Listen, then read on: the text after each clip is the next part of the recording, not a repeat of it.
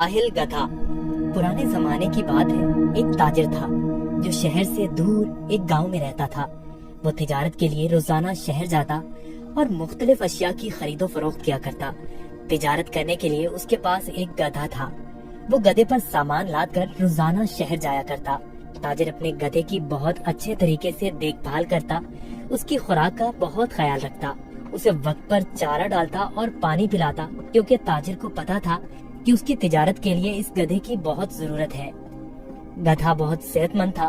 ताजिर बहुत सारा सामान एक साथ गधे पर लाद कर फरोख्त के लिए शहर ले जाता, लेकिन उसका गधा बहुत कामचोर और आलसी था।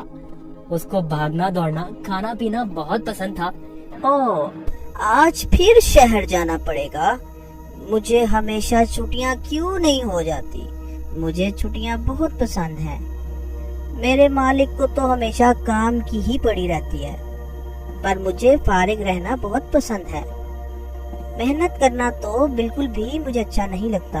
ताजिर अपने गधे पर सारा सामान लाद कर शहर ले जाता और ताजिर को शहर जाने के लिए एक नदी को पार करना पड़ता था। शहर जाकर वो सारा सामान बेच देता। ताजिर को हर रोज बाजार की मांग के मुताबिक अशिया की तिजारत करनी पड़ती थी।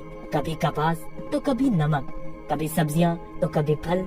ताजिर को पता लगा कि बाजार में नमक की मांग बहुत बढ़ गई है।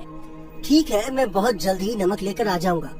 उसने अपने गधे पर 4 बोरियां नमक की लादी और उसको मालूम हो गया कि 4 बोरियों का वजन काफी ज्यादा है।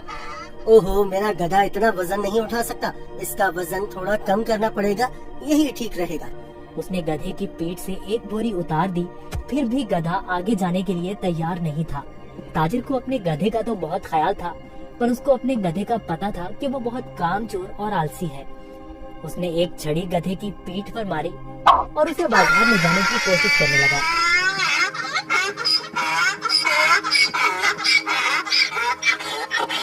चलो, मुझे पता है तुम बहुत आलसी हो। तुम्हें शहर जाना बहुत जरूरी है, क्योंकि बाजार में इस वक्त नमक की बहुत मांग है।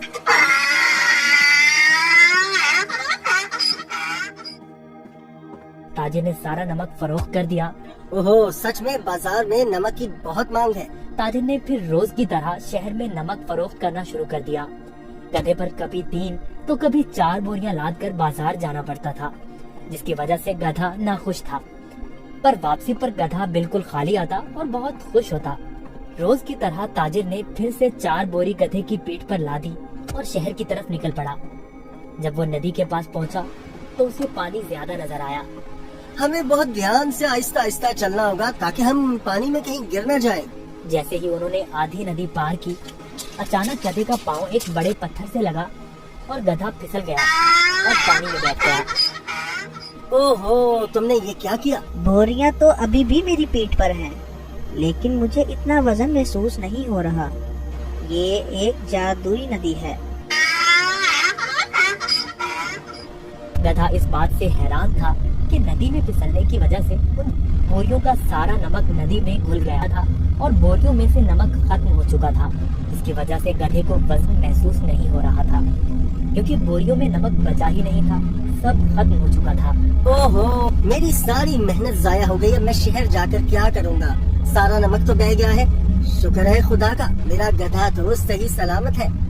गधे को कुछ नहीं हुआ। अब शहर जाने का कोई फायदा नहीं, मुझे अब घर जाना चाहिए। वाह, कोई वजन भी नहीं और काम भी नहीं। ये तो कमाल की नदी है। फिर अगले दिन ताजिर ने 4 बोरियां गधे की पीठ पर लाद दी और शहर की तरफ निकल पड़ा।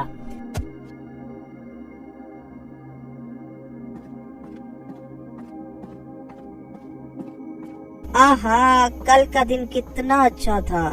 कोई काम भी नहीं करना पड़ा था। आज मुझे फिर काम करना पड़ रहा है। ठीक है, आज फिर से मैं आलसीपन दिखाता हूँ और अपना वजन कम करता हूँ। फिर तो मैं नदी से ही घर वापस जा सकता हूँ, कल की तरह। वो एक जादुई नदी है जो मेरा वजन कम कर देती है। वो कल की तरह आज भी मेरी मदद करेगी। ताजिर उस दिन गधे की चालाकी से बिल्कुल बेखबर था। रोज की तरह ताजिर अपने गधे के साथ इस नदी के पास पहुंचा तो गधा ताजिर से पहले ही इस नदी की तरफ जाने लगा। ताजिर ने उसे रोका रुको। गधा फिर से नदी में फिसल गया जहाँ वो पहली बार फिसला था। ओहो, तुमने क्या किया? काहिल गधे, जल्दी से बाहर आओ। लेकिन बहुत देर हो चुकी थी। बोरियों का सारा नमक नदी में घुल गया। गधे को अब कोई वजन महसूस नहीं हो रहा था। वाह, ये हुई ना बात। कोई वजन भी नहीं और काम भी नहीं। ये दोबारा कैसे? जरा सोचता हूँ, ये जानबूझकर मेरे साथ कहीं चालाकी तो नहीं कर रहा। ओह काहिल गधे, मैंने तुम्हारा इतना ख्याल रखा और तुमने मेरे साथ क्या किया? इसे घर वापस ले जाता हूँ। मुझे पता है, अब देखो मैं तुम्हें कैसे सबक सिखाता हूँ। गधे ने सोचा, मैंने काम चोरी का ये अच्छा तरीका ढूंढा है, पर ताजिर का तो आज कुछ और ही जहन था। अगले रोज ताजिर ने गधे की पीठ पर 6 बोरियां रुई की लाद दी, लेकिन गधे को थोड़ा सा भी वजन महसूस न हुआ। ओहो, इतनी ज्यादा बोरियां? कोई मसला ही नहीं। शहर तक जाना किसने है? इस जादुई नदी तक तो जाना है बस। और वो शहर की तरफ जाने लगे।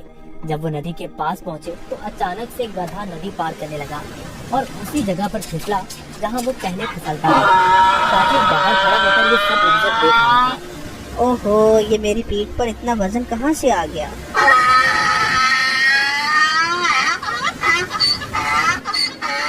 ताजिर बहुत समझदार आदमी था। उसको पता चल गया कि उसका गधा जानबूझकर ये सब उसके साथ कर रहा है। इसलिए ताजिर ने इस दफा बोरियों में नमक के बजाय रुई भर दी थी। जैसे ही गधा नदी में फिसला तो रुई ने पानी जब्त कर लिया और गधे की पीठ पर वजन ज्यादा हो गया। हाँ, तुम मुझे इतने दिनों से बेवकूफ बना रहे थे। तुम्हारी इस हरकत से मेरा बहुत नुकसान हुआ है। तुम्हें इस बात का अंदाजा भी है क्या? अब तुम इसी तरह बोरियों के साथ घर जाओगे। गधे को उन बोरियों के साथ ही घर आना पड़ा। इस तरह गधे ने अपना सबक सीख लिया और उस दिन के बाद गधे ने कभी नदी में फिसलने की हिम्मत न की। इसलिए नतीजा, जैसा करोगे वैसा भरोगे। अगर आपको हमारी वीडियोस अच्छी लगी